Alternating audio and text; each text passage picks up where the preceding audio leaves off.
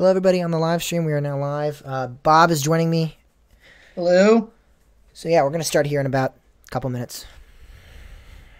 This button came unbuttoned on my shirt. Look like a rock star. Okay, there we go. Ooh.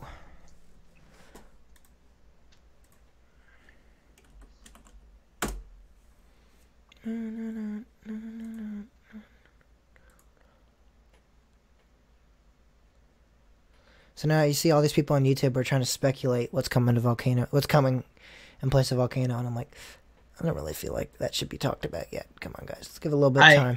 Seriously, I'm kind of at a point where I don't even care.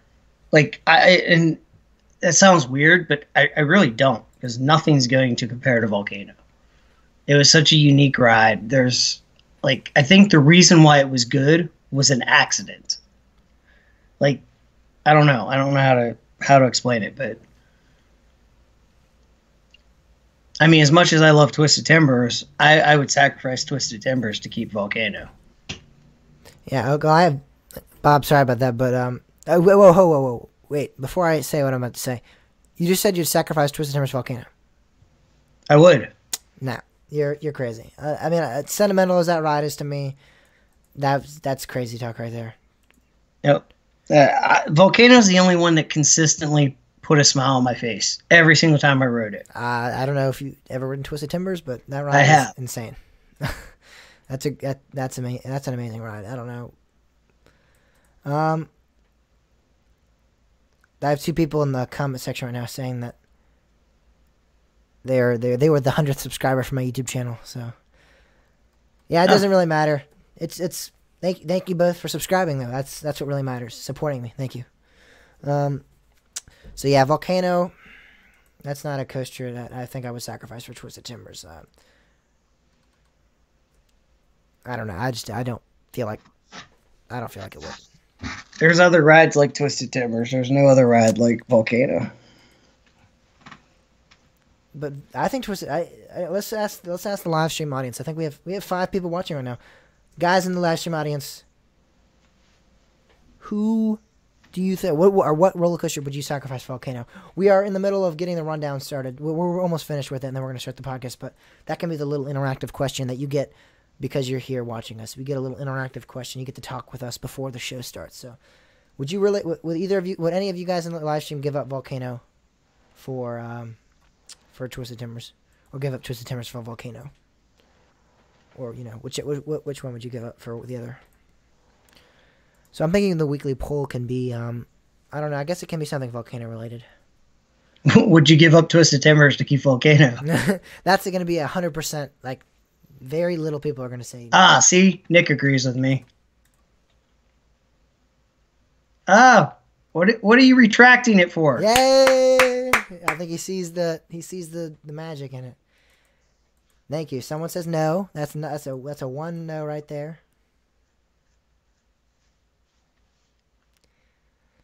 Message retracts. Come on, Nick. You got to say your opinion.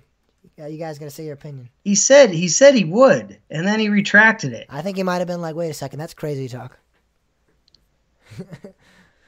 The weekly poll, I guess, can just be. I don't think it should be that because I think that's really obvious. I don't feel like that would. I would not give up Twisted Timbers Volcano. There we go. I messed up. I thought he meant give up Volcano for Twisted Timbers. I see it. Okay. I'm in there. RMCs are better than Intamins. No. I agree. 100%. Nope. Yes, 100% agree with that. Nope. B&Ms are better than Intamins too. We're getting into a debate before the actual podcast even starts too, with the audience too. That's the great thing about doing a live stream. Okay, so the weekly poll, I'm still a little lost. Intamin. No, Bob. You can't comment on the live stream when you're in the... What? Come on.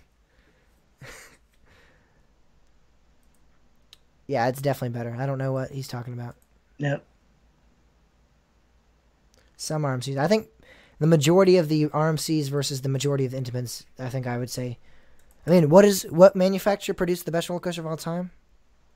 Oh, yeah, but Bob doesn't think Steel Vengeance is that great, though. So that's No, where I that's don't. where we're gonna find a flaw with Bob here. No, Twisted Timbers is far better than Still Vengeance. I don't think you got some good rides on it then. Then you only get like 2 or 3 rides on it though. What? Still Vengeance? Yeah, No, I rode like 5 or 6 times. I rode. And it was around across 10. like 2 different days. I don't know. I think you got to go back sometime. Are you going back this year? I'm sure I will. I'm probably not gonna make it back there this year. I'll go back 2020 Coaster Mania probably. We keep getting off topic though. What is the freaking weekly poll for this week? I don't know. I guess we can just. Do you think that Cedar Fair will ultimately be hindered by their decision to avoid Intamin?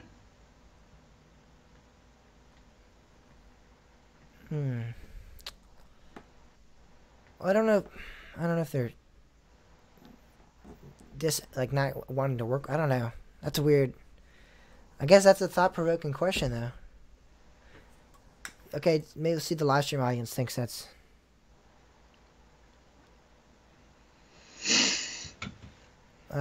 Lightning Rod's not better than Steel Vengeance, in my opinion, at all.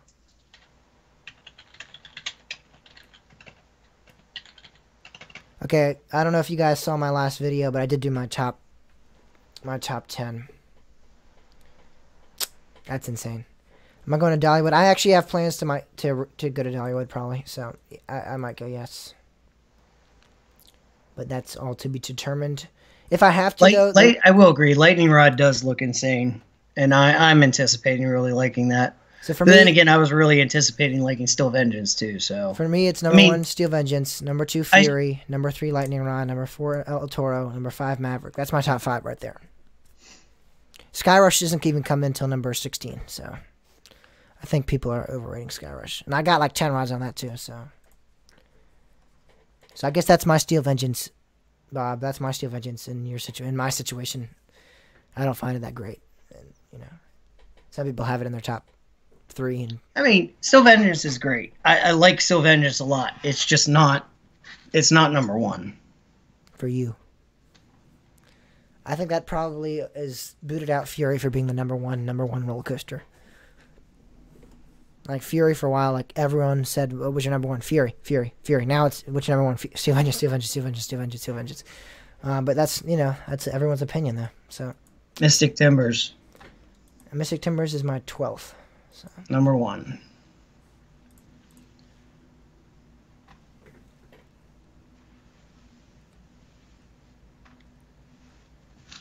All right, what's your idea for the weekly poll? Since you're shooting everything down I come up with. Well, because you're setting around this ideology that Cedar Fair is bad. You keep like, no, not the ideology that Cedar Fair is bad, but you're like, it keeps revolving around Cedar. It doesn't have to revolve around Cedar Fair. How about we do this real quick? See if any of the live stream audience can come up with one, like in the next minute, and then if not, I'm just gonna make up one on the dot, and we'll just write that in. Because I can't think of anything, but if I have to, I'll just make up some random generic question like, I don't know, like B&M or Intamin or something like that. I don't have to do that because we don't have time for this. So if anyone in the audience has a poll and it doesn't, please don't make it like Intamin versus something. Lightning Rod versus Steel Vengeance. I guess we could do that. But Bob hasn't ridden Lightning Rod and he doesn't like Steel Vengeance, so I feel like that would be kind of a awkward position. Or maybe Bob, you feel differently. It's not that I don't like Still Vengeance. Well, I know, okay, yes, but you just don't find it nearly as good as many people do. And yeah. Lightning Rod is a ride that you haven't ridden. I don't know if... I don't know.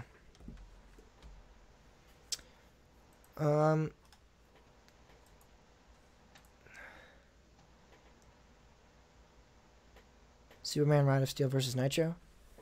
Bob, you've ridden Nitro at Six Flags Great Adventure, right? No. I've ridden Ride of Steel, but not Nitro. Come on, Bob. I feel like we have to do something we've both ridden. Let's just make up one. What's a coaster that you've ridden that I've ridden? Have you ridden Val Raven? Yeah.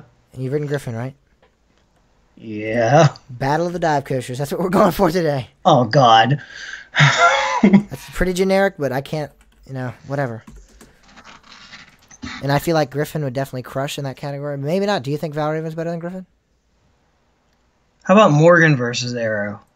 No, my God. I don't know. I'm not a B&M dive fan. I like B&M dives. Oh my gosh, this is insane. Okay, what's Phantom's Revenge versus Steel Force? Have you ever heard of Steel Force, Adorny? Yes, that's a good There one. we go. Yay! Even though I feel like Steel Force is nowhere as good, but What? you think Steel Force is better than Phantom's Revenge? No, I don't. But I really like Steel Force. I like Steel Force too. I enjoyed it, but it's not nearly as good as Phantoms, is my opinion. I have Steel Force my number 27, and I have Phantom at my number 14. So, really, I guess when I've read number 202, it's not too big of a difference, I guess. Yeah, Ride of Steel, in my opinion, does destroy Nitro. But yeah, again, so that would be. Yeah, I don't have Steel Force in my top 20 actually. Where's Phantom's my number 8. Yeah, so yeah, Phantom's great. Okay, so we can start this podcast now. Test your audio real quick, Bob. Test. Let me get another project. It has another project. It has my last project open. Hey, anyone watching this live stream, go to Spotify, iTunes, Stitcher, Libsyn, anywhere you listen to podcasts, Google Music, and listen to the latest episode of Cushy Talk Podcast, episode 38. We just did that. I just uploaded that 2 days ago, Saturday. I uploaded that. So, and then the week before that, Bob was on it before that as well. So, Bob, you're like the new co-host here. At least I'm okay with that. We could just be a guest host. You come on every couple weeks, couple months. Yep, it works for me. I like arguing with you. Yeah, it's fun, and we also agree on some things. We do. Okay, so let me get your audio up here. Speakers. Oh, it's connected on Bluetooth. Oh, I was like, why is it doing that?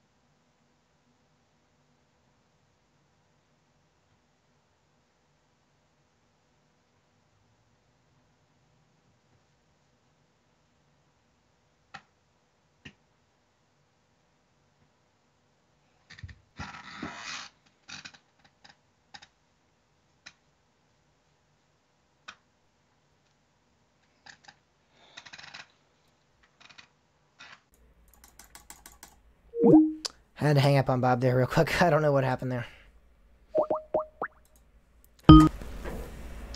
No? Yeah, I don't know what happened. I accidentally had my microphone up on. Oh. Working now? Yeah, as long as you can hear me. I can hear you. Can you hear me?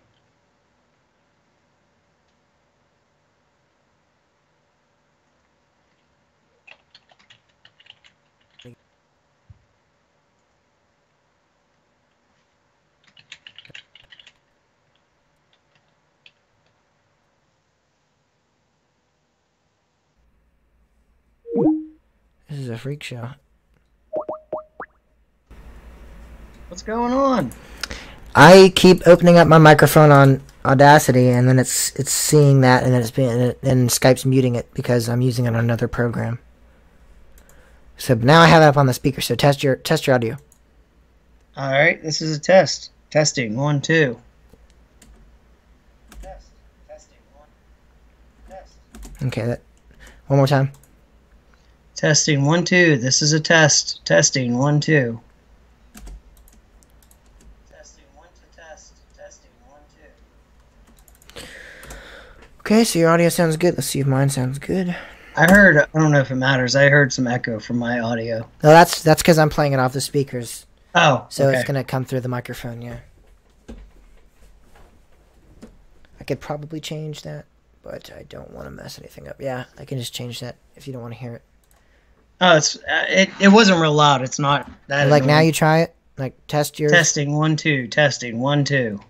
So now if you're listening to the live stream people will be able to hear it. That annoying. Well, no, that's fine. That wasn't. I have the live stream muted. Yeah, I'm just saying people on the live stream would have been able to hear that.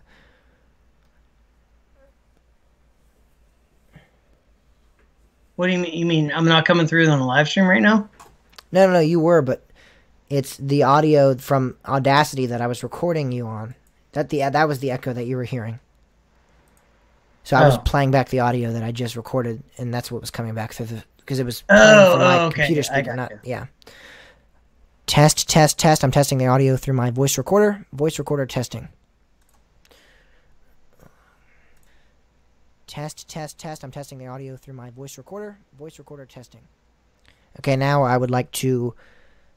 So I'm going to introduce you, and you're going to talk a little bit because sometimes when I told you about this last time, I'm doing a podcast, like some of the audio from my headphones will come out like a little bit, and I'll like listen to it, and I'll hear you in the distance, so just make sure that isn't happening. So just start talking right now. All right. I'm talking. I don't know what you want me to talk about, but I'll just keep talking and talking and talking. Just keep doing it. And talking and talking and talking. And I'll keep talking some more until you yell at me to stop. Stop. Okay.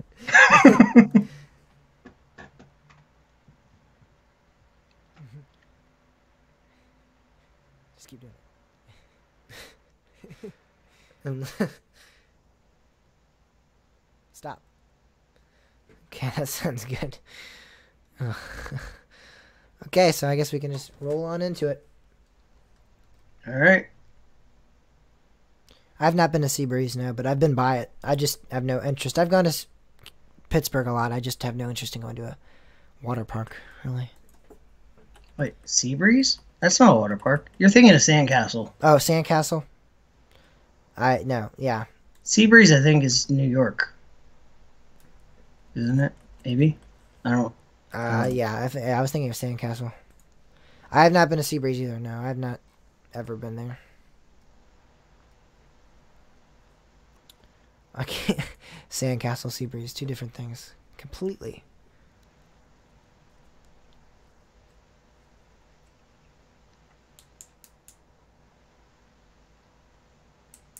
Okay, so I guess we can start this then. Start this shenanigans. Okay. Oh. Get the rundown up. Okay, here we go. 3, 2, 1. If you are a Virginia theme park enthusiast, then this week has been catastrophic for you because two huge things happened that we're going to talk about here on Coaster Talk, your source for everything roller coasters. My name is James Barber, and we are here with Bob. Hello? And Bob, I know both me and you are very, well, in one case we're very excited, in one case we're very sad about two things that happened in Virginia.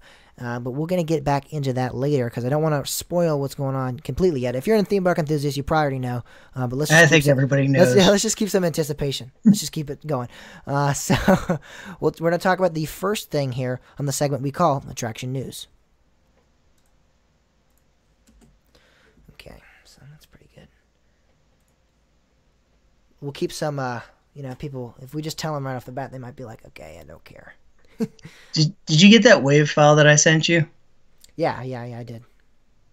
Should fit that in somewhere.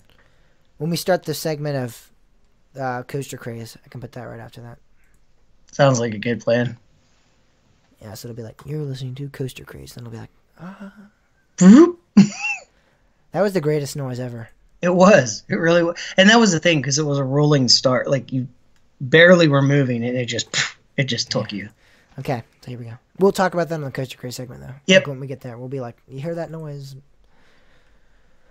Okay, so 3, 2, 1.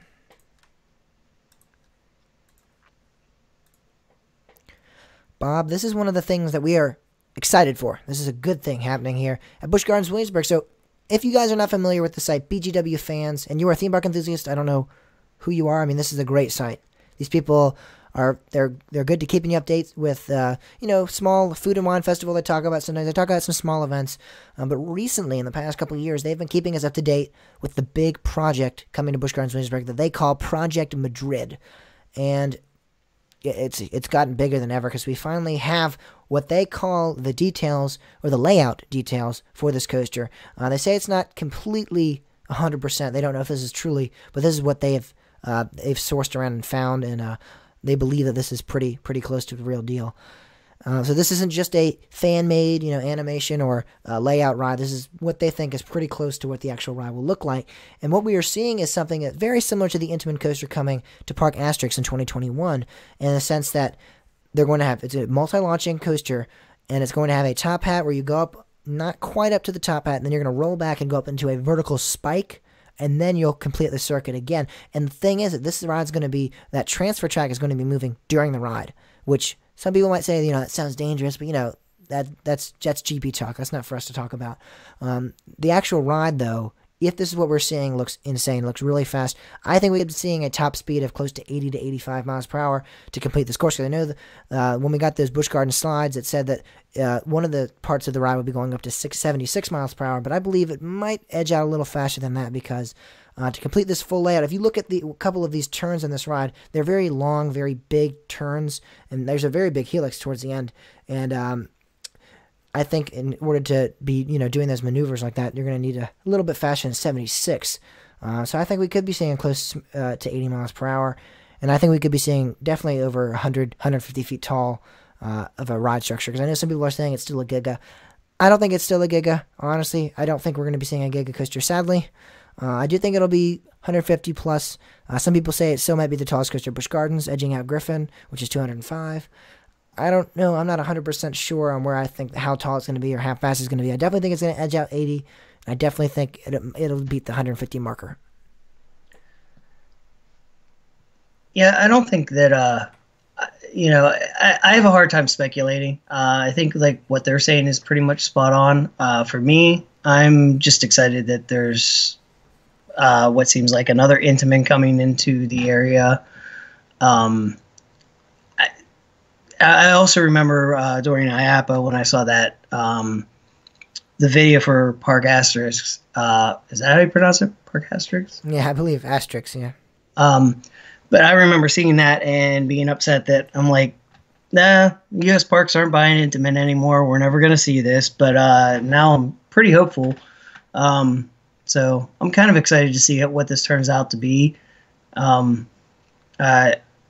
I think that fast switch thing, I know it does sound like it sounds a little bit worrisome and troublesome on paper, but I mean, if they're developing it, they've obviously they have safety measures in place in case something happens. If you think of when Top Thrill Dragster takes off, immediately those fins pop up in case of a rollback. Something like that could be there as well, that, it launches, the fins pop up until the, transfer track's in place and then they pop back down. But no matter what, I mean, there's obviously going to be safety mechanisms in place to protect that from happening. Now, will it continue the tradition of Intamin maintenance nightmares? I don't know. Maybe. But that's the thing about Intamin. The reason why they're so good is because they push the limits, and that unfortunately is why they also come with maintenance headaches at times. So you kind of have to grin and bear the bad with, in order to get the good. Yeah, you definitely do. Intamin, not the most reliable company, but in terms of the actual roller coasters they produce, definitely one of the best. And yeah, this ride is going to be a part of its own little section. It's still going to be part of the Festa Italia section, as far as I know, and as far as BGW fans knows. It's going to have like a little plaza, and what this is going to do is it's going to cross over the Festa Italia railroad station over a bridge over that station, and it'll be on the other side where they have the animal encounters, or not the animal encounter right now. They have the animal place where they set up for the animals to kind of rest while they're not over doing shows or out at the various locations around the park. So I guess they're going to move that somewhere else. I'm not 100% sure where they're going to move that, but they are going to have the ride in that field. So if anyone has ever ridden Apollo's Chariot, to that right, that big open field beyond the actual River Rapids rides and beyond that area of the park, there's a big spacious area. And so in 2020, we could be seeing a big Intamin multi-launch roller coaster wrapping itself around there. And so, yeah, it's going to have its own little plaza. There might be like a drink stand or something like that, or a shop, but it's not going to be like other rides there. It'll just be the roller coaster and have the station. And it looks like it's going to be 2 train ops, because we see a loading platform station, and we also see the transfer track. And the transfer track station queue area does not look like it could fit that many trains. It's only like a singular transfer track, like a station. So it doesn't have multiple transfer track locations. So it looks like we're going to be seeing 2 train ops on this, which in a way that could be good or that could be bad. It really just depends on how the operation of the thing run. If it's going to be going up to 80 85 miles per hour, it's going to be completing the layout pretty fast. So really, you might not need 3 trains on this. I think it'd be good to see 3 trains, but in terms of the actual plans that we have, it looks like it's only going to be 2 train ops. Knowing Busch Gardens, I tend to think that there's something that they're doing to deal with capacity. Because if you remember, they were with Griffon, they really pushed they wanted 30 people on a train, the 10 across, and that's how B&M came up with the floorless, because taking the floor away reduced the weight. Since SeaWorld parks kind of pushed them pretty heavily to do that, I can't see them all of a sudden going and saying, "Hey, Intamin, we're fine with 2 small trains." There's something there. I mean, these might be massively long trains. That's one possibility. It might be an extremely short ride. It's really hard to say, but I really feel like, because it's Busch Gardens, there's something there that is going to deal with capacity really well. I mean, even if you look at Verbolten running, what do they run, 5 or 6 trains at a time? Yeah. I mean, for such a insanely short coaster, it works. And we might actually see something like that where, at the end of the show building, you have that delay with Verbolten, and we might actually see that somewhere else, where there's something else happening here that takes up time in order to allow another block section. But to me, I don't think we're going to be seeing a low capacity ride. I just don't see that happening. We'll probably see something pretty creative to overcome that, but it's going to be. I think it'll eat capacity pretty well. Yeah, this ride definitely. I think if we get this type of ride and we get this, it's very similar to the Park Asterix. I think we could be seeing the best coaster of Busch Gardens. Quite honestly, I mean, definitely, I think it'll beat out Apollo's, and that's my favorite at the park. So, I don't know. It's a lot to say that right off the bat now. Just seeing these plans, we don't know officially that these are what's happening, but I trust Busch Gardens fan site pretty dang well. They've been right so far. They were the original people to find out it was Intamin. They were also the people that say it was a Giga, and now it's looking like it's not a Giga. But they are good about when they say it's a Giga or something, like they say something and it's wrong, they are good about saying, yeah, we were wrong the last time. We just heard that or whatever. I mean, it does look, when they're testing for 315 marker, it looks like it's going to be a Giga. And it still could be a Giga. It could just be completely wrong. But they do state in there that it still says in the plans that it's going to go up to 315 feet tall. But I really don't know if this kind of coaster would be going that tall. I feel like it's a really, really big height requirement for such a, not a small coaster, but a coaster that, I mean, even in the plans for the coaster, what we saw with the SeaWorld slides, it said it was only going to be 76 miles per hour. I don't know. Well, here's the thing. I've never rode Cheetah Hunt, but I've watched a video of it. It looks pretty spectacular. Mm-hmm. But if you look at the way Cheetah Hunt maneuvers, I think it's the second launch area. You go up a giant hill, and then you pretty much meander along a turn. Yeah. And if you think about it, if you look at the plans, right out of what might be that, I don't I don't know if I want to call it a half pipe section where there's the second launch, but it looks like there's a possibility of that exact same maneuver happening. And here's the other thing. Yeah, it does. Yes, There's nothing that says so. I think the biggest thing, other than like a hydraulic launch like Top Throw Dragster, the biggest thing people think in their mind with this of why this can't go really high is because of the LSM launch. But the beauty of this ride is the way this is designed, you can rock back and forth through that launch multiple times to gain speed without utilizing the same type of force. So it's highly possible that it just rocks 2 or 3 times in that half pipe section and then shoots up high. And now, again, I don't know. I'm not saying that I think it's going to be a Giga or anything one way or the other. In my view, we have to wait and see. But I think there's the potential of that from a technological standpoint. Yeah, I 100% agree with you there. I think a Giga would be a good decision. I feel like I would definitely, well, as an enthusiast, I think it's a good decision. I don't know if, theoretically it's a good decision for the actual park. I mean, I think that's a ride that people have been speculating for the park. People really want for the park.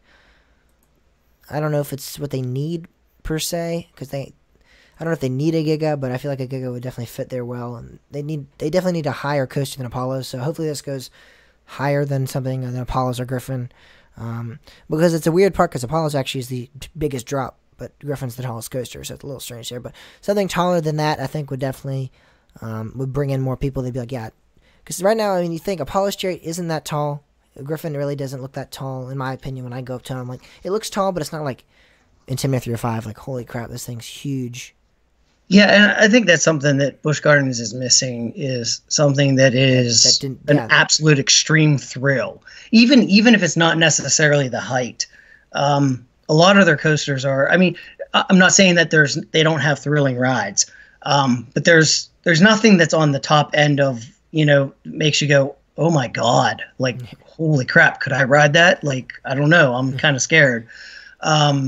And that's what we see at a lot of Cedar Fair parks. I think Busch Gardens Williamsburg's kind of missing that, and this could be their opportunity to fill that hole in the lineup. And in terms of height, again, I think they definitely need a coaster that defines the skyline, because at this point, driving up, I mean, getting a Giga, you definitely be able to see that from. I know that's hard to see Apollo straight from the road when you're driving up from the highway. Sometimes I have to squint and I can see it through the trees. If you have a 315-foot coaster, you're definitely gonna be able to see that from the highway, and that's definitely gonna be a coaster that when you drive up to Busch Gardens, now Apollo straight's right in there in front of you. That's kind of cool, but now you're gonna see this humongous Giga in the back, and you're gonna be like, holy crap, we got to go to that first. That's gonna be a ride that people are gonna be rushing to. People are gonna be so excited to ride, and like you said, a ride that people are gonna be, holy crap, can I ride this? And even if it is a launch coaster and it's not 315 feet tall, I still think that'll, especially from Intamin, it'll be a coaster that's very intense, and people will be, their minds will be blown. Because, some people, they might underestimate if it's not that tall, and so then after they get off, they're going to be like, holy crap. Because Intamin, I mean, even like Maverick and smaller rides like that kick butt, and I think people are going to be very surprised when they get off this ride. Intamin can be Maverick can be very deceiving. Yeah. It definitely can. It does not look like something that would really be that intense or that really crazy, but it is. It really is. And the same, I think this is the ride that we could see be something like that. But moving on to another Busch Gardens park, the other Busch Gardens park down in Florida, we have a big announcement that the demolition on Gwazi has started, and sadly, it looks like it's going to be a single coaster, not dueling like a lot of people were hoping for. Honestly, I don't know if that's a bad thing. It's just what it is, kind of. I think it could be just as good not dueling. It could be a Steel Vengeance, it doesn't have to be dueling. But I think using the dueling aspect would have been really cool. And I wish we had like a Twisted Colossus of the East Coast. That's what a lot of people were hoping for. And now, with this single track, it's just a regular RMC. And I still think it's going to be probably one of, and I know I'm not getting out on a limb here again, but I think it's going to be one of the best RMCs, quite honestly. I mean, it has so much height. And what we've heard is, I mean, I know we talked about this a couple weeks ago with the European coasters. They had their magazine, and they talked about this ride, and they had insider information. They said, and this is an official magazine. This is not just some coaster boy on the internet. They said that it's going to be, they're going to utilize the first lift hill, but it's not going to be as a lift hill. It's going to be an airtime hill or an inversion, and they're going to rebuild a completely new lift hill. So that's interesting. That's an interesting theory. Yeah, if that's true, then we're definitely going to see something on the scale of Still Vengeance, I think. Mm-hmm. And a lot of people think it's going to be like Goliath at Six Flags Great America, where it has like the steel lift hill. And then they'll use that as like maybe they'll use the first drop as something like a 0G stall or something of that sort. Yeah, it'll be interesting. One of the things I'm kind of interested in seeing is what the trains are going to be. The new trains that came out for RMC on the Cedar Fair rides, I still wonder if that was because RMC wanted a new train design or if it was because they had to meet certain Cedar Fair requirements. But I'm kind of curious to see, actually, in all of the new RMCs coming, I'm curious to see if we get the same type of train that's the new style of train that's on the Cedar Fair rides, or if RMC reverts back to the other ones, especially because of all the issues there were with Twisted Timbers and Still Vengeance. Well, my opinion, the older trains were more comfortable. Yeah, I can't speak to that because I haven't rode the only RMCs that I've rode have been the Cedar Fair ones. Yeah. So I can't speak to that, but I've definitely heard that. Wicked Cyclone, much comfortable, more ride. I feel like the restraints were less bulky. They weren't as tight. I don't know. That might just be completely wrong. But when I rode Wicked Cyclone, I felt very, very open. And I know that they're very similar in design. I know there's only slight differences, but I really felt like Wicked Cyclones are much better. Lightning Rods I felt were much better. Twisted Cyclones were the same. So I don't know if that might be the Cedar Fair thing. I mean that might just be the new RMC thing, because Twisted Cyclones were the Six Flags chain. That wasn't technically the same chain as Cedar Fair, and they did keep the same trains. Maybe they were just mass producing the train, so they're like, let's just throw in another one. We're building it for Six Flags, so let's just throw in this train design since we already have it up. Oh, so they did use the Cedar Fair trains? Mm-hmm. Yeah, they did. Okay, I wasn't aware of that. Yeah, so maybe like I said, they're like, we're already doing this. Let's just add it. Or maybe they're still, it could be maybe they're gonna, with this problems they're having, like you're saying, maybe they take the both designs and they just completely throw them out and they make a completely new design, and then we see that. I mean, I think that would be pretty great if they could fix out the problems they had with the last RMC.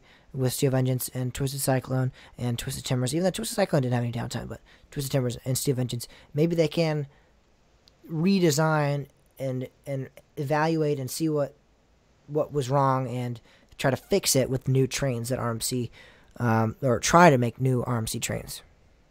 Yeah, it'll be interesting to see which direction they go. But then again, you also look at if Gwazi's going to be on the scale of Steel Vengeance, you're looking at the 3 train ops again. And how's that going to work out? Because that was a pretty big issue with Steel Vengeance. Maybe it's just 2. Maybe it's just 2 at this point.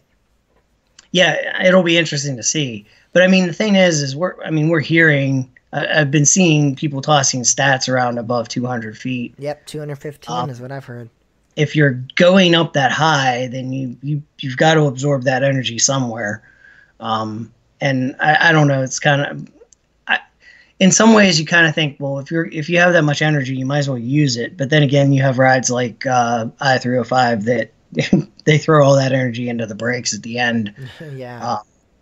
But which isn't a bad thing, because I absolutely love those brakes at the end of I-305. There's something about that that's really fun.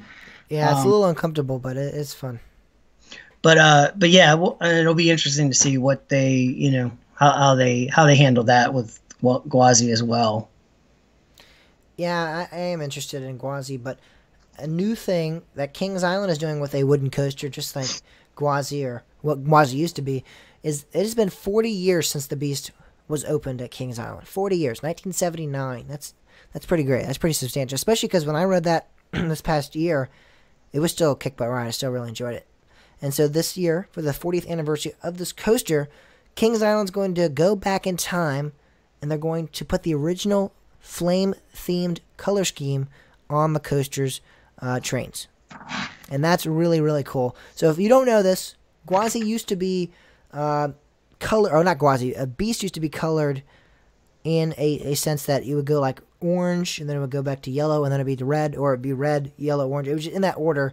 It just flipped around. It was red, orange, yellow, so it was like darker to lighter. Yeah, but I think for the new trains, I've seen pictures right now that is actually, they're going to do red, orange, yellow, and they're also going to do yellow, orange, red, and orange, red, yellow. I'm seeing right here in the front trains, or some of them are red, some of them are yellow, and some of them are orange. So, I don't know. So maybe this is just this might not be the front cars either, so it might just be that you're right, red, orange, yellow. But, yeah, so these might be the middle trains as well. So, but anyway, that's really awesome. I like that we saw that with Corkscrew at Cedar Point as well. They threw it back to the old theme. We saw that with Loch Ness Monster. They threw it back to the old theme. I really hope parks are starting to catch on to this theme, because I really am enjoying this retro feel of the older coasters getting their newer trains, getting some of their newer / older in the sense, because it's new, but it's old in a sense, because it's retro. I like that they're doing that with their coasters. Yeah, I agree. I kind of like the old style. Now, what I really wish is they would go back to old trains. I would really like to see Beast get PTC trains again, and same with Blue Streak at Cedar Point. I would love to see the PTC buzz bars come back, especially on Beast, because Beast doesn't have a lot of airtime. There's no need for those ratcheting lap bars. There's really no reason why Beast can't have buzz bars. I just don't. I don't know. I don't understand it. I think the issue there has to do with Cedar Fair's insurance company. Yeah, I do too. I think that's where that all comes from. And there's something about Cedar Fair's parks, Cedar Point especially, but they have some pretty weird limits. Like Cedar Creek Mine Ride, why is that a 48-inch ride? Everywhere else, everywhere outside of Cedar Fair parks, those rides are like 40 inches, maybe 42 inches. I don't understand the reason for that. Iron Dragon. Why is Iron Dragon a 48-inch coaster? It used to be, I think it was 46, maybe 42. Why is it now 48 inches? There's no, if you have a book bag, you take that bag with you on the ride. Yeah. There's no, if you can set a backpack on the floor of the train and not lose it during the ride, I kind of think a 4-year-old's probably going to be safe sitting in there with the horse collar across. There's just some really, really bizarre things that Cedar Fair has some requirements for. And Iron Dragon's one of the most tame. It is. It absolutely is. Suspended coasters I've ridden. And I think I don't know this. I never rode it, but isn't Ninja in California? Isn't that like 42 inches? I think. Yeah, I believe it's 40. Yeah, 42 or 44. It's somewhere in that age. It's really low. So there's no. I don't understand the reasoning for that, and especially at a park like Cedar Point, this year I'm dreading going with my nephew because he has now rode major roller coasters at Hershey Park and at Knoebels, and now we're going to go back to Cedar Point, and all of a sudden he can't ride any coasters except for the two in Kittyland. And that's a rough stage, and Cedar Point really doesn't have anything to cater to that age group.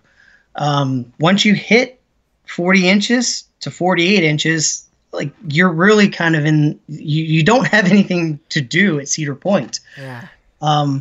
That's something they need to work on, but when you look at their restraints and their seat belts and things like that, it kind of seems like it might be their insurance company that just has these bizarre requirements. Yeah, I don't know. That definitely, for someone with younger kids, going to a park like that is definitely difficult.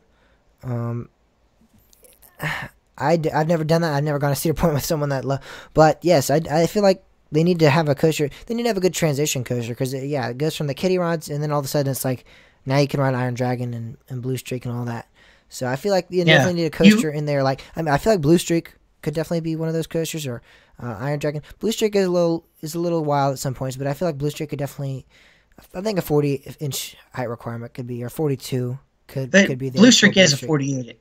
But this is the bizarre thing about it. If you think about it, you literally go from Woodstock Express, or I forget what Junior Gemini is now. Yeah. But I think it's you go from those rides to Millennium Force. That is the way their heights work. Once you're big enough to ride any other coaster, you're big enough to ride Millennium Force. That's just that's just bizarre. That is crazy. Yeah, I think they need to fix that. That's not a good system there. But getting back to Kings Island, I think this retro, the theme that they're going with Beast, is definitely something that I'm interested in. I'm excited to get back there 2020 and check that out. Hopefully they'll have the Giga by then. That's a big rumor for that park as well, but really we haven't been seeing anything from that park Giga-wise, so I don't know if that'll be 2020 exactly, but that's a rumor. That's a topic for another day.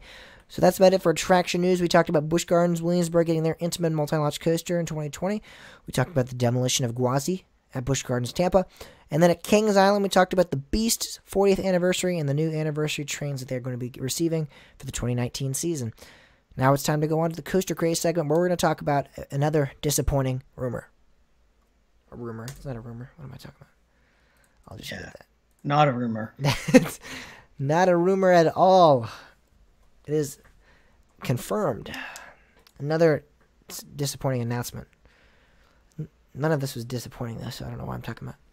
Yeah, you might want to re-record that last.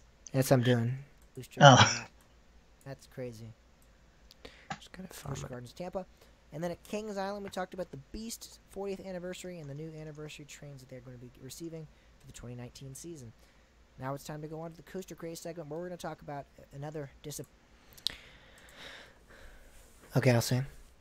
Now it's time to go on to the Coaster Craze segment where we're going to talk about the other announcement that Virginia just had announced here a couple days ago. And this one's way more disappointing than the one we just received earlier. That one was great, but now it's time to get a little sad, a little depressed, Bob, in the Coaster Craze segment. That's better. Let me see. I'll listen to that. Now it's time to go into the Coaster Craze segment where we're going to talk about the other announcement. So during this segment, can I bring up a couple other things about Cedar Fair, like the advertising and the generic parts thing? Yeah, we can bring up the generic parts, and I guess we can bring up the advertising. That doesn't really tie with Volcano, but it doesn't. But it kind of, I mean. For me, Volcano is kind of like the one thing that's starting to really show some things with Cedar Fair that concern me. So it doesn't directly relate, but it kind of relates, at least in my mind. Yeah.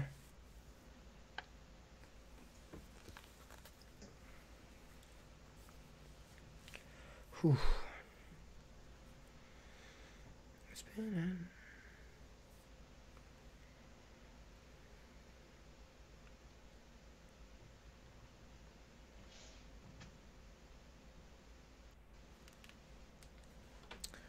Okay. Then the one we just received earlier. That one was great, but now it's time to get a little sad, a little depressed, Bob, in the Coaster Craze segment. Okay, you ready? Yep. So you can see my voice has gotten a little more sad. I'm not nearly as happy as I was before. I was a little excited to talk about Busch Gardens, but now a sad, sad fate has come to one of Kings Dominion's most loved rides. Volcano, the Blast Coaster, is no more. The roller coaster sat dormant, but now it is completely closed off. No more Volcano. And this is the most disappointing news that I've had in a long while. I really seriously this weekend I have been contemplating a couple things, and the biggest thing that I've been contemplating is the fact that the loss of a roller coaster has left me this down and depressed. Is that a good thing or a bad thing? Is that what you're I don't know. Is that what you're contemplating? This is like I never thought. I mean, there have been closures of roller coasters that have bugged me that I haven't. Like, I've been upset about. Son of Beast was one. Disaster Transport's another. I mean, I have a list of different ones that have really upset me, but this one has just put me into. I really, really think it borders on depression. It just like there's something about Volcano that no matter how bad of a day I was having, I could say, hey, I'm just going to drive down to King's Dominion, hop on Volcano, and it was guaranteed to put a smile on my face. And it's hard to think that that's not going to happen. I mean, the coaster was so unique and so much fun. And I think in so many ways, I think it was accidentally fun. You know, the thing that made it so much fun was that it, like, on paper, it doesn't really look like it would be that great of a coaster. But when you put everything together, everything just balanced out perfectly. And it just, I mean, that the fact of it being such a great ride, coupled with the events that have led up to this, I mean, King's Dominion staff had been telling people all last year they were keeping it. They, you know, this was there was no. Obviously, people were speculating. This thing's been down almost all of 2018. People were speculating that maybe it might be going, but there was no real indication that this was going to happen. Every indication that we had from the park kind of showed we're looking at getting it going. I talked to people that were at CoasterCon last year, and you know, the announcement basically was we're still working on it. Unfortunately, we're not going to have it up for CoasterCon, but we're working on it. Yeah. When we went, it was definitely said, rumored at least. And I have a friend who's on the maintenance team there now, but he wasn't when we talked to him. But yeah, he said that he predicted it to be open for 2019, maybe 2020 at the latest, and now it's not even open at all. So that's a pretty big jump from maybe 2019, maybe 2020 to now. No, yeah, we're just going to scrap the entire thing. Yeah, and this is the whole scenario bugs me for other reasons too. There's actually this weekend has been the most active the community has been on a single topic. And there's been some mention, and I've talked to people that kind of, we're not going to see this written down as hard evidence, but there is credible, I'll call them rumors, but I'll say credible rumors that indicate that Cedar Fair actually used generic parts on Volcano.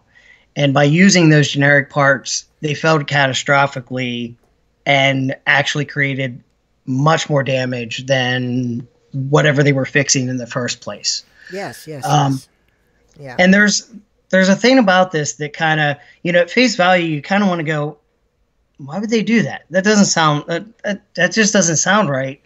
The interesting thing that can be backed up is Cedar Fair has recently signed an agreement with, there's a spin-off company called A3 Tech in Dayton, Ohio, and they are part of a company, I think the name is Bike Tech or Bit Tech or something like that, that does manufacturing. And the article was in the, I think it was the Dayton Business Journal. The article basically explains that this company has landed Cedar Fair as a $1 billion client, and it was they didn't come out and say Intamin, but the wording kind of said they're looking at making parts for Intamin coasters.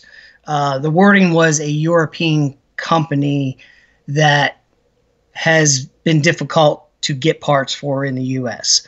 And the only one that fits that really is Intamin, especially when we know the history between Cedar Fair and Intamin and they kind of part ways, and it doesn't seem like Cedar Fair wants to work with Intamin much anymore. All of these things kind of go together to say, yeah, this is a very plausible thing that happened, and it's extremely disappointing. Yeah, it is. Especially, I mean, you cause damage to your own ride that so many people love, so many people cherish. The exact quote was from someone on Discord, or at least the one that Bob sent to me, and that was that KD had issues with Volcano in the first place because they went against the advice of industry experts, and instead of using Intamin-made hardware on repairs, they used generic parts that happened to fit. These parts failed catastrophically and caused the ride to become broken beyond repair. So, interesting. And you also said that you talked with a Kings Island maintenance worker who said that he heard that the KI maintenance team was talking about this. I talked with somebody that worked at Kings Island. Okay. They had overheard Kings Island maintenance talking about it. Well, Kings Island employee then. Yeah. Yeah, and you heard they were talking. So yeah, I mean, if they really did damage their own ride, I feel like it's a little different than saying, we've tried all this and it's just not working. I feel like that's just a little bit of an excuse if that's truly, at least own up to it and say, we've made some mistakes with the ride and it's just not working out the way we wanted it to, and we can, but to just flat out say, yeah, we tried our best, we put all this money in, but we just, we used cheap parts and that's the reason why, but we're just going to say that we failed when we were trying so hard, but you really weren't. I feel like that's a little deceiving, a little strange for that's a couple other things that have kind of bugged me about this. There was an announcement, and I don't want to give too much to this. It was somewhere, I think it was sometime in December, somebody posted on Reddit about I think it was Kings Dominion in the Know or something like that is the group on Facebook. Yeah, it is. Kings Dominion. They posted about this. It sounded like a very, very large new attraction coming. I don't know how much bearing is in on that, but as you start to put pieces of this puzzle together, it looks like Kings Dominion knew about this a while ago. Like they knew that that they weren't going to go the route of fixing this ride.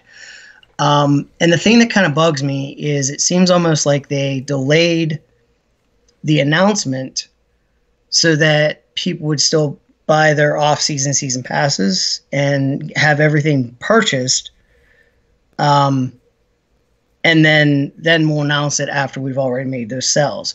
The interesting thing about this is Cedar Fair is actually, to my knowledge, reporting their quarterly earnings on Wednesday. So it's kind of interesting that, we wait till just before. There's no way that this could, even if this has the worst negative impact that it could possibly have, this isn't going to impact their report of their numbers. Yeah. Because it's just not enough time to affect the sales. The timing is just weird. And then the other thing about this was found. I actually was Friday night. I was just searching around on Kings Dominion's website for other information, and I stumbled upon this. And I was kind of flabbergasted that I was like, wait, how come I didn't hear about this? I looked at the date and I realized that it was just posted. There was nowhere else. So obviously I sent the message to James and also posted on Reddit. Mm-hmm. And that's kind of when everything kind of got going. Yeah, me and Bob jumped the gun on this rumor, man. We were like the first ones to break. I know some people are gonna be like, well, I know you weren't the first. I was the first person to post about it on Instagram. I swear, 3 minutes after I posted about it, everyone was talking about it. People were shouting me out on Instagram. The interest in it, at the same time that I sent James the link, I also posted on Reddit. So that's when that blew up too. But here's the thing about it. I like the link is kind of well hidden. I mean, you have to specifically go to the blog and look for this post. Usually when they post something, it's linked to their homepage. Or they'll post it on social media and be like, hey, we just post this. Sorry, we're getting rid of Volcano or whatever. Right. But they did definitely. They didn't talk about it on their social media. They just posted it very quietly. Yeah. There has been absolutely no mention of this anywhere else. It's being covered by local media outlets now. And their entire basis for covering it refers back to this blog post. Nobody has seemed to make any kind of contact with King's Dominion on this. I've never seen anything like this before. Like, this is, this whole scenario is just so bizarre. Yeah, because when Kings Island got rid of Firehawk, they were, teasing it, and they were like, yep, and then eventually they were like, sorry, we're getting rid of remember they were taking pictures, and they're like, what's going to happen tomorrow? Yeah. They took a picture of Vortex, and they're like, what's going to happen, And people were like, oh, maybe it's Vortex, but they were teasing it, they were nudging it, and this is just like all of a sudden, yep, we're getting rid of it, sorry, we just couldn't, and then bye. No more words from them. The crazy thing about this is too that this isn't the first time this happened at King's Dominion. So I think it was Hurler. I don't think they ever announced Hurler was going away. Now, granted, it was made into another coaster. Well, they did announce the Twisted Timbers. They were teased that, so. Right, but Hurler actually closed before they announced that. Yeah, they just kind of closed it, and they were like, "Yeah, we're gonna fix it," and they never fixed it.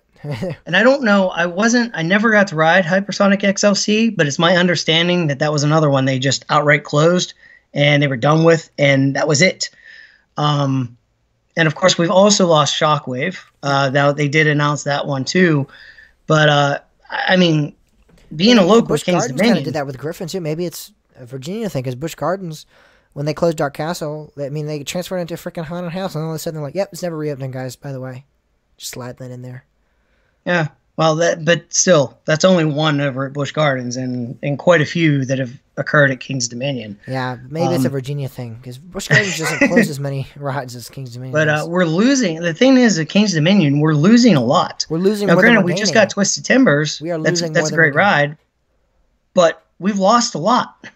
And losing Volcano is like the. I mean, I still, despite how great Twisted Timbers is, I still really believe that Volcano is the more popular attraction, because more people know it, and more people like Twisted Timbers at this time, you don't think, when you think of King's Dominion, like Twisted Timbers isn't the first image that comes to your mind.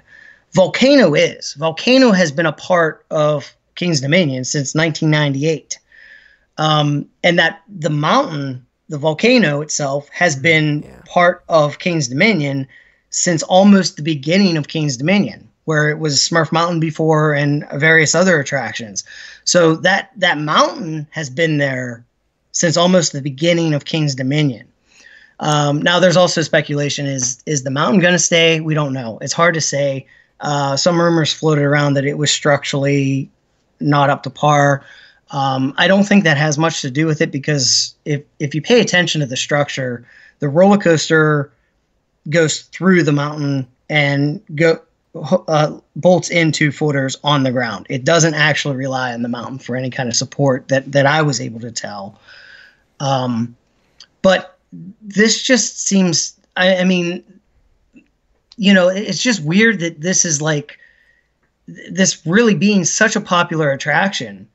Even if you get to a point where it's very difficult to fix, it's costly to fix, when you know that your guests absolutely enjoy this ride and they come back to ride this ride, parks aren't going to abandon it. Like that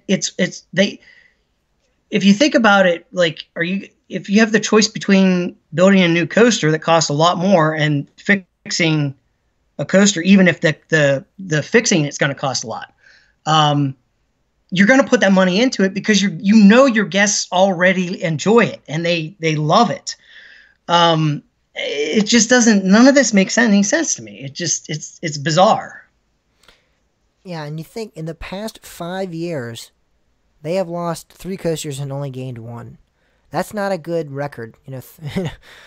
That. I mean, if you're looking at like a win-loss ranking, that's a 1-3 record. That's not good. 33%. That's not a very good record to say, yeah, we've lost 3, but we've gained 1. I mean, I don't know. It feels like they could have kept Shockwave, in my opinion. I think they could have kept Shockwave. Shockwave was, I used to love that ride. I didn't think there was. I love Shockwave too. I think they said there was maintenance issues with that as well. But I feel like that's just the generic answer. Whenever they want to get rid of a ride, they're just like, yeah, we have maintenance issues. We have maintenance issues. I feel like that's really the big And thing. I mean, and you might have maintenance issues, but sometimes I think you have see, to. I think it's worth this the is cost the thing sometimes. this is the thing that's kind of starting to concern me. It seems like Cedar Fair is moving to a model where they're maximizing profits, and they never were like that. Obviously, if you're a business, you have to make money. That's understandable. Mm-hmm. But Cedar Fair's parks always made money by doing what was best for the parks and actually having their guests enjoy the parks. You kind of always saw Six Flags as the company that maximized profits and tried to wring everything out that they could. You know, in a lot of ways, you kind of look at the management of Six Flags and go, they are a corporation more than, oh, they're an amusement park company. Cedar Fair, on the other hand, you always felt like they're an amusement park company, but they're also a corporation. Mm-hmm. And it seems like now we're getting to this point where they're just kind of like, you know what? We're cutting losses. We don't want to spend this much money on this anymore. And that kind of seems that we're kind of at this point with Volcano. Something happened, obviously. It was in bad shape. I get that. It was going to take a lot to fix. I get that.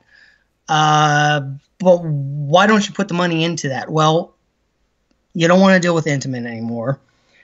The possibility that they use generic parts and they actually created their own damage shows that, we don't really want to work with them anymore. We've also seen in the last year or so, Cedar Fair has started to add fees, locker fees being one, just these little things that are kind of like nickel and diming and trying to get every bit of money out of their guests as possible. Mm-hmm. And the other interesting thing that I just read, it was in Market Watch, let me look here, it was February 5th, 2019, Market Watch reported that Cedar Fair Entertainment Company selects Reflect Media for strategic in-park advertising and sponsorship management. So now the interesting thing is they've had a contract with this company since 2014 to work with their FunSpot TV systems and the relaying of like the ride information, the wait times and stuff like that. Airtime TV, yeah. Yeah. What's changed now, they've now added to that they are adding, let me see if I can find the, yes. So they're going to be utilizing Reflect's latest innovation, AdLogic, which will manage, deliver, and report on advertising campaigns on Cedar Fair's digital media network. AdLogic is a robust automated delivery platform purpose-built for the place-based digital media market.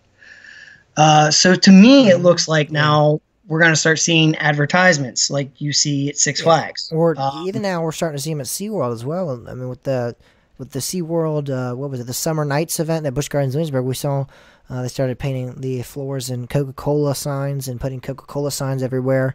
So it looks like even like the what we call the theme park goal. I call SeaWorld, at least in the U.S., they are the goal. You want to be like SeaWorld. You want to be a nice park with some good thrill rides. And even they now seem to be driving towards that advertisement. It seems like, although fans don't like this advertising, it seems like that's the route that parks are going to have to go to get more money, to get more profit, and and then build the more rides that we want. But some people say, is it worth it? Is the advertisements, sometimes they're hideous. I mean, I know Six Flags Takis and all that is hideous, especially when they put like on the trains and stuff of their roller coasters. El Toro is literally, I believe it is Takis. I think it's a left or right Twix actually is on the train of El Toro. That is just Six Flags parks are one big huge billboard. Yes, and I get what you're saying about SeaWorld parks too. Is that trade-off worth it? Is it worth the advertisements? Is it worth the new rides and stuff, or do you want still the beautiful aspect of the park and just not get as many rides? Because you think the advertisements bring in a lot of money, they do. And so this has always been this has kind of been my view on that. I'll tolerate ads if it's cheaper for me to get in. Like if you want to subsidize, like we watch TV for free. because there's ads on it. I get that. That makes sense. All right. I don't want to pay. But now when cable started in the United States, the whole purpose of cable systems starting was so that you could subscribe to TV and not see ads. Well, now all of a sudden we're paying for cable and we're seeing ads. And it's kind of the same thing. If you want to have billboards all over your park, I get that. But the whole point of advertising is so that you can subsidize a product. But if we're still paying full price, and we're still paying for lockers, and we're still paying for food, and we're still paying such a large amount of money when we go to a park, and then we still have to deal with the ads, that's kind of a different story. And that's my cutoff. Like, if you want to put ads up there, great. Give me a discount. Give me a big discount. Yeah. Don't make me pay for lockers. But, it looks like we're not seeing any of that. We're seeing prices go up, and now we're starting to see nickel and diming, and it appears that we're going to start seeing advertisements as well. Mm-hmm. And I don't really like to harp on park chains. I appreciate all of the chains. They give us roller coasters. I definitely appreciate that. But, there's also that certain time that you kind of go, I kind of want to keep enjoying it. And, you eventually start to feel like, I don't know, it's a lot less enjoyable. And I hope things change. I hope things don't go in this direction where it just, it becomes cost prohibitive to do anything. I don't know. We'll see where it goes, but it kind of all of this kind of fits in. We saw the closing of Geauga Lake. I don't blame Cedar Fair on why Geauga Lake closed. But the way they closed it was horrible. They just waited until it closed and said, "Oh yeah, by the way, we're not opening up again." And now Volcano, obviously I don't expect them to just fix it to give us last rides. Yeah. But the leading us on thing and then just dropping the ball, I don't know. It just, I don't like the feel of it. I don't like how it went. And this is beside the fact that it's an insanely good coaster that I'm really going to miss. Yeah. Volcano will be missed. And, I know there's people already on the online speculating what's going to be making its way over to Kings Dominion soon and replacing this coaster. But I think at this point, just pay tribute to the ride. Stop focusing. I know that's the coaster boy instinct, Let's hop on. Let's see what's going to happen next. But I feel like this coaster deserves a little bit more than one day of attention. And now let's move on to the next thing and see what's coming now. That's kind of been my feeling too. Yeah. I just kind of I've seen a couple people talk about, oh, well, look at Busch Gardens. I'm like, yeah, that's exciting, but it's kind of hard for me to be excited right now. I mean, Kings Dominion is such a huge part of me, and that ride is such a huge part of me that, it's almost like I have to mourn the loss of Volcano before I can really seriously enjoy anything else. And it kind of scares me of how bad's it going to be going to Kings Dominion next year or this year, going in there and just kind of is that going to be salt on the wound, seeing it there going, no, I'm never going to ride it again. Especially if they're going to keep it up is the thing. Are they going to somehow get it down with these next month or so, or are they going to just leave it up and we're going to have to walk past it and be like, wow, that's it. That's right there, but we just can't get on it or we can't get near it. Yeah. I don't know. Well, I still like it. This is the one thing I was telling you before, and I kind of wonder. I mean, the fact that this was such a quiet announcement by Kings Dominion, and the fact that they haven't said anything else, there's part of me that kind of wonders, are they kind of testing the waters and see how much blowback there is? And then if there is a lot of blowback, they kind of decide, oh, you know what, maybe we better look more into actually rebuilding the part of the ride that's severely damaged or whatever. So if you're listening and you really like Volcano, it's not going to hurt to send them an email and say, hey, please reconsider your decision. I mean, I wouldn't get your hopes up, but it doesn't hurt to do that. Yeah. So Volcano, again, sadly, is closing at Kings Dominion, Dowsville, Virginia. It's a coaster that held many memories, and what my experience with it has been that It is always, it's very, very, it's always good. It's not one of those rides that you ride once and you're like, ugh. It's not, it doesn't give different experiences. It's always a pretty stellar ride. I enjoyed it a lot. I have gotten night rides in it. Old. I've gotten rain rides in it. I've gotten just regular old day rides in it. And it's always been a fantastic ride. And a cool story that I have of it is I actually was on the train that, well, you might go, oh my God, that's not cool. That's awful, James. In a way, it's cool. In a way, it's sad. I was on the train that I believe started causing issues because April 2nd, 2018, I was at the park. And we got on Volcano, I believe it was midday, maybe like 11 or 12. We get on the ride, and we're making our way up to Volcano. It's just a normal day. We get on, and, we're joking around. We're always joking around on Volcano. Maybe we'll get a rollback, just a joke. Maybe we'll get a rollback. It's never happened to me. It still has never happened. Sadly, it never happened now. But we get launched. On the first launch, it feels normal. We go up, and then we make it up to the second launch, and we're going, and I'm like, okay, this is gonna be normal. And then we go through the second launch. It doesn't feel as strong, and I know you might say, well, there's no way you could sense it. It did not feel as strong as the launch. And then we get up, and when we like literally, I thought we were gonna get a rollback. We crawled through the roll out of the Volcano. We stopped, and I'm like, oh my, we're stuck. And then nope, and it slowly rolls over, and then continues its route. And I was like, oh my God, that was almost a rollback. And now I'm looking at my friends. Oh my God, rollback. We go through, we go through the drop, go to the brakes, and we're just and we just kind of crawled through the brakes. Like it took us like a good minute or two to get to the other. Like they didn't, how usually when you stop on the brakes, you stop and then it goes fast through the brakes, and then you just kind of make it your way back to the station. We just crawled. It was just like we were moving like one inch a second, like a minute. We were just like crawling back over to the station, and then we stopped and we sat there for like 15 minutes, and then they were like, and then they let us back in the station. They closed the ride down, and some people told me it opened up like the next day, but even if it did, I definitely think that's what caused the issues, started causing the issues, because that's when they started closing off the back row. That's when they started, only running one train, and then sooner or later, I mean, I believe the next month at least, at the most, it had closed for 2018 for good. Yeah, I think, well, it was, I don't know, it was through April. It was the end of April, yeah. But I think that's what started it. It might have been it might have ran the first week of May. I'm not completely sure about that. Yeah, I think it actually did. One of my friends said he wrote it like the last day of May. But again, I don't know if it was the train that, it wasn't obviously the last train, but it was the one that caused a lot of the issues. And that wasn't even my last ride on Volcano. That was the one that I remember the most as my last, because that was the most memorable, because we almost got a rollback. I wish we got a rollback. That'd been cool to at least say I got a rollback on Volcano. Sadly, that never happened, but I got a close encounter. I got a close encounter of the volcano kind.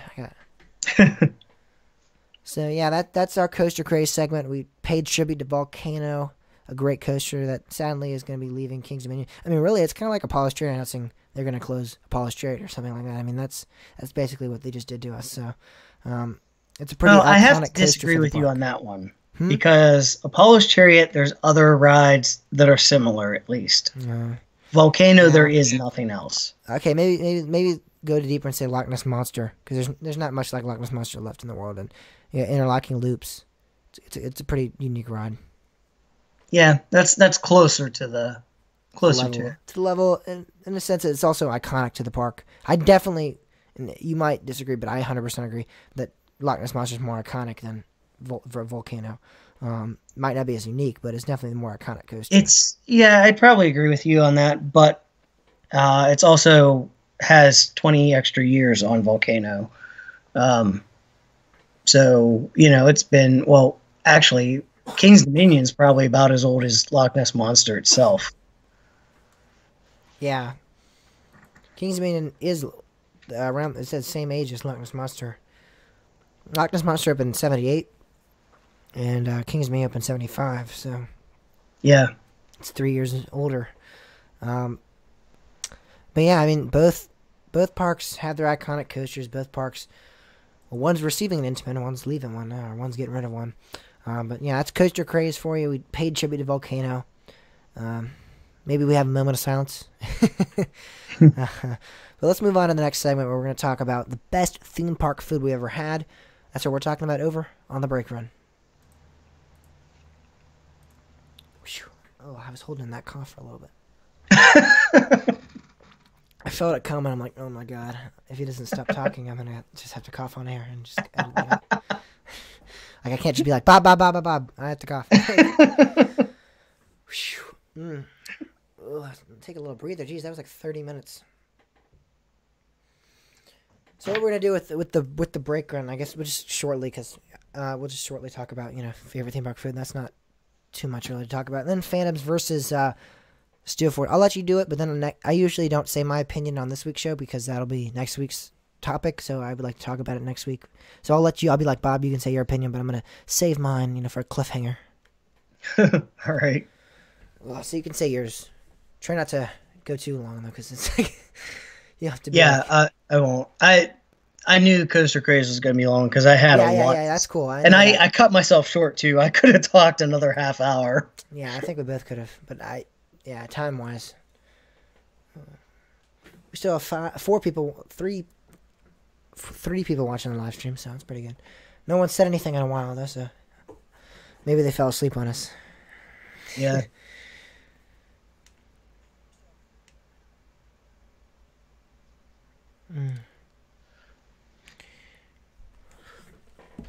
All right, let's go back to business. So we are at the 57 marker minutes wise, so here we go. All right. When you hit the... What? What am I really? When you hit the... Very interesting, James.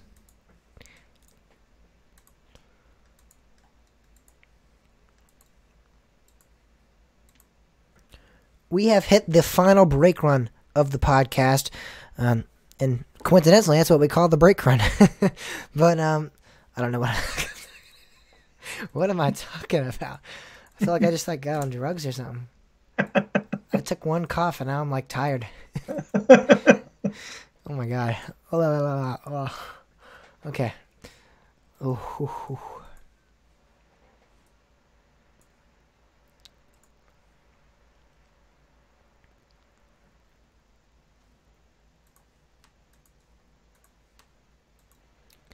It is time for the break run.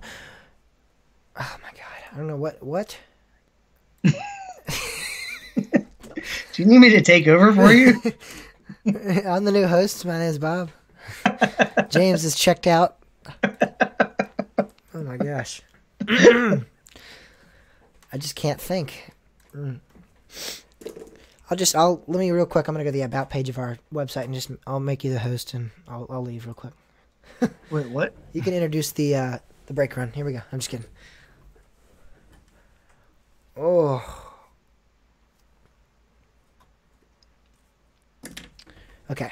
I'm stuffed up now too. I don't understand how. I just coughed and now I'm it's so emotional letting go of Volcano, man. Yeah. I'll pretend like that. I'll be like, okay guys, me and Bob took a break there and took a moment of silence. Just can't bear the thought of. I would feel like that if it was truly a polished chariot, though. I would be so much more angry. I'm not happy with Volcano, but I would be 10 times more upset, especially because a polished chariot is my most ridden coaster. Yeah, I don't know. I mean, it would suck to lose. I hate to lose anything, but I really, seriously, Volcano probably is one of the worst coasters you could take away from me. And actually, because it's so close to me, physically close to me, it's even worse. Because it's only how far are you from Kingsmead now? An hour and a half? Yeah, about that. Hour and 15 I'm only minutes. 25 minutes right now. I could easily head up there. Right now. Go over there and cry, but I'm not. We should do. Just a bunch of us coaster enthusiasts just walking. Start a bonfire out in the parking lot and just start chanting and some type of hey, do a spiritual dance for Volcano since it's in the Congo. Maybe I think they might reconsider at that point. Either that or they just call security, but I don't know how we get in the first place. I guess we could do it out in at the front, the very front. Well, You it's just you the can parking. get into the Yeah, parking you could lot. just get in the parking lot. Yeah, unless they have. I don't know. They might block it off though. I don't know. I don't know. Because at that point, what's stopping you from getting in the actual park? If the parking lot's wide open, then you can just get through the gates of the actual ticket booth too. Because there's nothing there. It's just the metal detectors. No, they have drop down doors, I think. Oh yeah, they do actually. That's correct. Yeah. I mean, just still climbing over a fence isn't that hard. They Yeah. have security cameras and stuff, but still, I don't know. Maybe we should do that. Maybe that should be the next Ace event. Have some presentations out there. Oh, okay. Maybe I'm better now. Maybe I can start a segment real quick.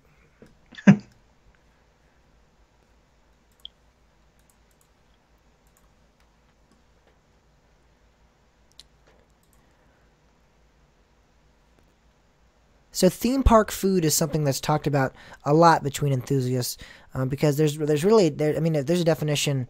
There's definitely a big difference between something, say, Six Flags food, and then you go to, say, Busch Gardens Williamsburg food. I was over at Six Flags over Georgia this past October, and recently I'd been at Carowinds literally the day before. Actually, the day of, I'd gone to Carowinds and then drove down to Six Flags over Georgia. And the food difference is it's such a big role in a theme park. Getting some good food after riding some coasters is definitely one of the biggest priorities that when you're in a theme park for enthusiasts, especially enthusiasts that go to Ace events and are there all day. Getting some good food means a lot, but also for the general public who's there to enjoy their time and get some good food as well. And when you're going to Johnny Rockets at Six Flags over Georgia and you're getting like a yellow bun, like a bright yellow bun, I mean, what? I literally got the burger and I'm like, I'm not eating this. What? I'll have the fries. I'm not eating this burger though. Took one bite out of it and it was one of the worst burgers I've ever tasted in my life.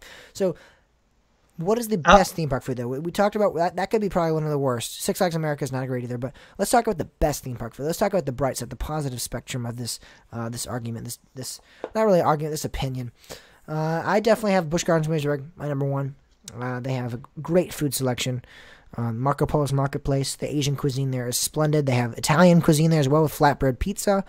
They also have the Fest House, which really the Fest House is probably the most overrated food place at Busch Gardens. I know a lot of people like to go and eat there, but I've had some okay food there, but I've never been too impressed with it.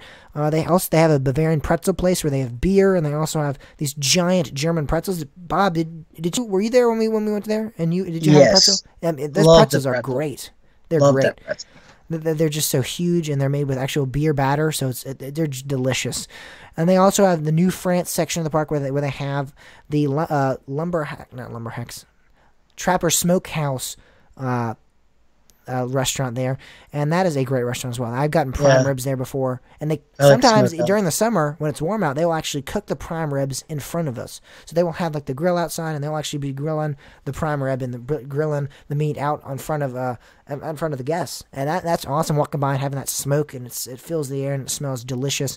They also have a place called Le Fritz, which is in France, and that's a fry place where you can customize your own French fries. They have a place called Le Creamery, which is a place where you can make your own milkshake or make your own ice cream, and there's more. And that's just the basics. Those are just some of my favorites, but there's definitely more places to go at Busch Gardens than that.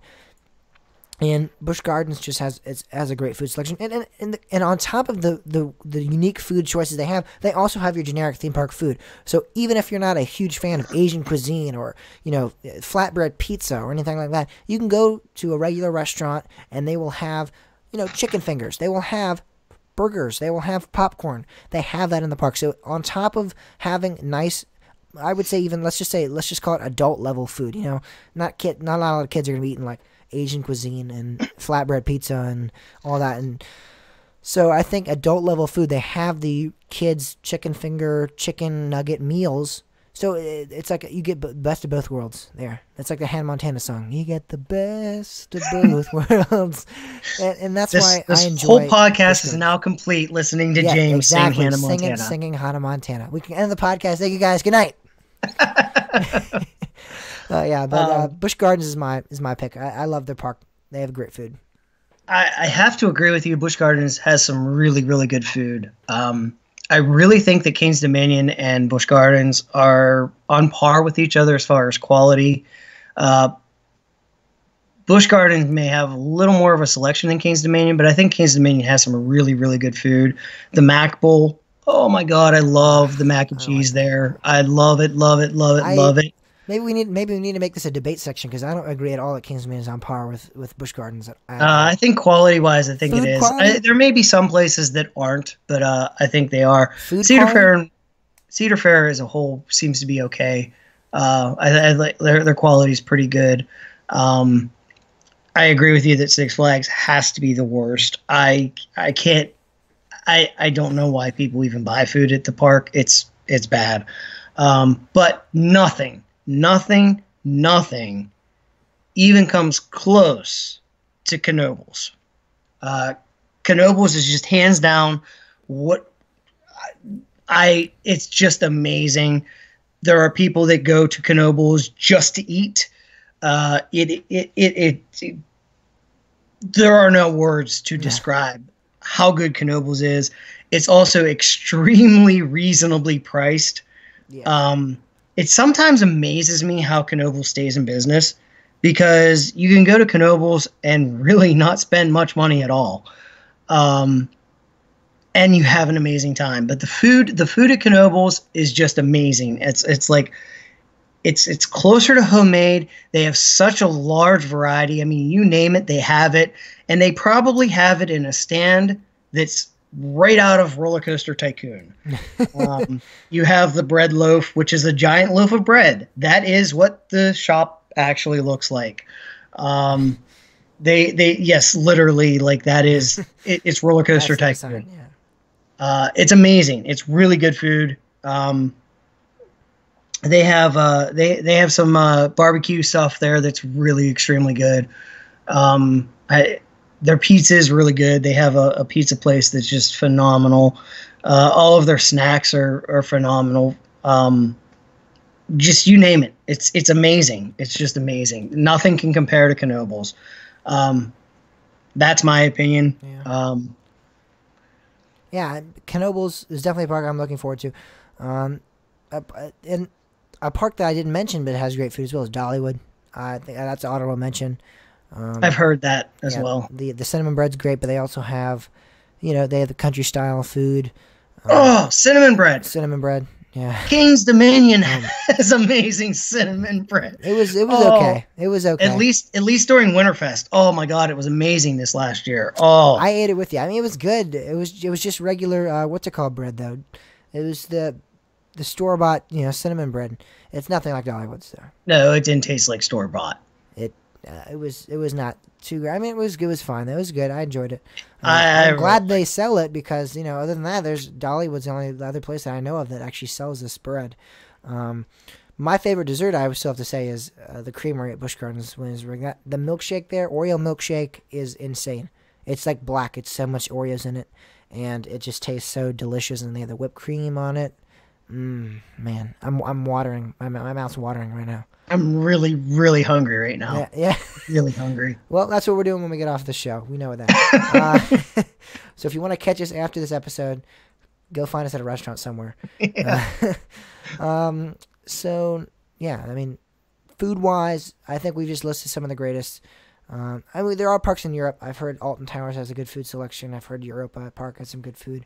But, neither of us have been fortunate enough to go there. I will be going in 2022 to Europe. So there's a little plug right there for anyone that's wondering. 2022 will be my European trip, and I'll get more details as we get closer to that. I've invited a couple people. Bob is one of the people I've invited on, but I've invited a couple people to come. Some people are still deciding. So yeah, that's going to be a fun trip. But yeah, no one has mentioned Europa or anything like that because neither of us have been there. But Europe, we should have named this the best U.S. theme park food, but or at least East Coast. East Coast. But let's face it, the East Coast is the best for the amusement park world. Yeah, yes, Magic Mountain's over there, but it's all about the East Coast. The West Coast gets a little overrated, I think. I mean, people are always like, "What if you the West Coast?" I mean, the best coast or West Coast. I mean, really, there's many different options. But we had a poll on this a couple months ago called the West Coast Kings. We did an episode, and Twisted Colossus won. And really, some people say that that's just a mid-tier RMC. So if a mid-tier RMC is the #1 coaster on the West Coast, I think that can show out how great that actual lineup is. I mean, some people say X2. I mean, still, some people say Railblazer, which, we kind of have that too. Texas, I would consider that more East Coast than West Coast. Yeah, I think X2 is probably my realistic bucket list coaster. Unrealistically, I really would love to ride Steel Dragon 2000. I have no interest in that at all. I'll be going to Japan, but I have no interest in riding that at all. I mean, I have interest in riding it. I'm going to ride it when I go to Japan, in the next 10 or 15 years, but that's not like my bucket list is definitely DC Rivals. I would like to ride that one too. Yeah, I know there's so many, but that should have been the point. I just really like Morgan. I like Morgan, I do, but I don't feel like that coaster I've heard is the weakest of the Gigas, and I don't know, but it would be interesting to ride a Morgan Giga coaster. That really would. So that is it. But speaking of Morgan, let's jump right into the weekly poll of next week, where we have the two Morgans. They are to battle. Phantom's Revenge versus Steel Force. I'm not going to give my opinion because I'm going to leave my opinion for next week's show. But Bob, I know you're going to fill up here a little bit of time because you always you always seem to. So Phantom's Revenge versus Steel Force, go.